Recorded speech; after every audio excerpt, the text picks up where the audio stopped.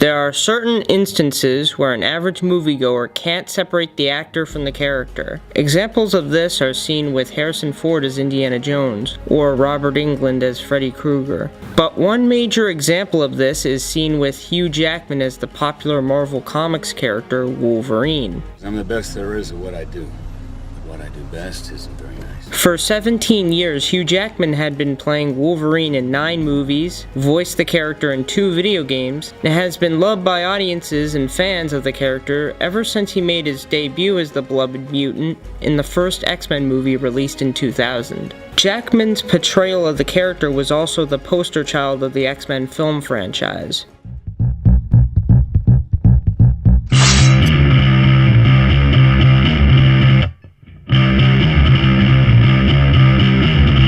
Before we talk about the history of the character on the big screen, we must go back to the character's history in comic books. Wolverine was created by comic book writer Len Wein, comic book artist Herb Trimpe, Marvel editor-in-chief Roy Thomas, and Marvel art director John Romita Sr., who was also responsible for the creation of the character's design.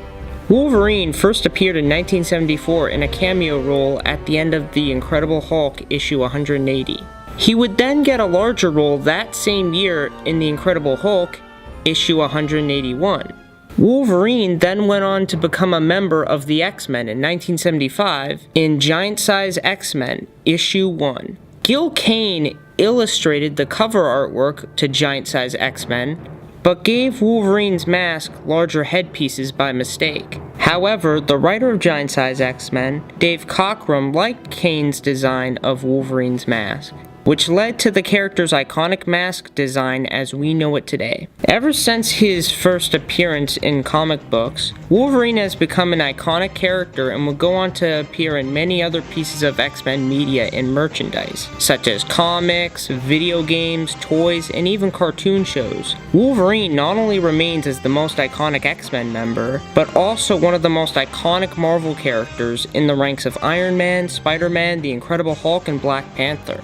The character was so popular that he would get his own solo comic book series, starting with Wolverine issue 1 in 1982. He was also ranked number 1 in Wizard Magazine's top 200 comic book characters, number 4 on Empire Magazine's top 50 greatest comic book characters, and number 4 on IGN's top comic book heroes. The popularity of the character would mean that he would appear in the very first theatrically released X-Men film. After going through many different actors such as Mel Gibson and Bob Hoskins, director Bryan Singer went with, at the time, unknown Australian actor Hugh Jackman. Before he got the role of Wolverine, Hugh Jackman was a television and musical theater actor. Oh, what a beautiful morning! Oh, what a beautiful day! Jackman is also 6'2" in real life, which is almost a foot taller than Wolverine in the comics, who is 5'3". Due to his height, his history in musical theater and television, and how he was not a very well-known actor at the time, fans of the character were skeptical of Jackman in the role. When the movie was finally released, Jackman proved his naysayers wrong and made them fall in love with his performance. His portrayal of the character was so beloved that it was listed at number 63 on Empire Magazine's top 100 greatest movie characters list.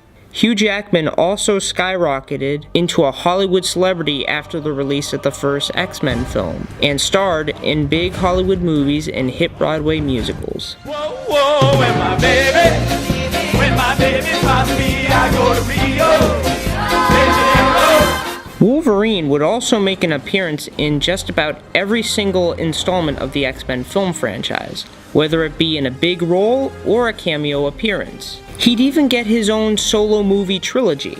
The character was so popular that at one point, Jackman was supposed to reprise his role as the Clawed Mutant in a cameo featured in the very first Spider-Man film released in 2002.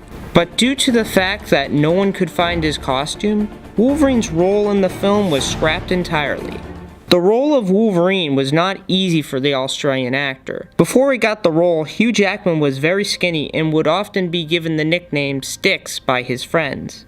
To get himself muscular for the part, He would have his diet consist of chicken breast and steamed spinach and work out at the gym for 3 months straight. He also took ice cold showers every morning in order to achieve the essential grumpiness of the character. On top of that, Hugh Jackman watched Clint Eastwood in the Dirty Harry series and Mel Gibson in The Road Warrior as inspiration for his role. As stated earlier, Hugh Jackman would keep on playing the character for multiple different movies in the X-Men film franchise. That is, until 2015, when it was announced that Jackman would retire from the role and play the character for the final time in 2017 with the film Logan, which was at the time called Wolverine 3. I want to tell you so bad, but as I promised, this next time is going to be my last time of putting on the claws. One last time, and there it is. There it is. But honestly, this has been the greatest thing that ever happened to me, and I thank you guys, but I also, right now, have to tell you that in this movie that we're going to make, it's going to be directed by Jim Mangold, the great Jim Mangold, and yeah, he's awesome. And we have so many great, and I can tell you that the people in this room in particular, the fans in this room, I think it's going to be the best one yet for you guys. That's what I promise you. Hugh Jackman also announced his departure from the role when he made a post on Instagram and put the words "one last time" in the description. The idea of the film Logan came about when Hugh Jackman was on the phone with director James Mangold talking about ideas for a movie, and the script had not been written yet, nor was there a writer on board at the time. Mangold was the director behind films such as Copland and Walk the Line, and even collaborated with Jackman on films such as Kate and Leopold and The Wolverine, which is the second film in the Wolverine trilogy.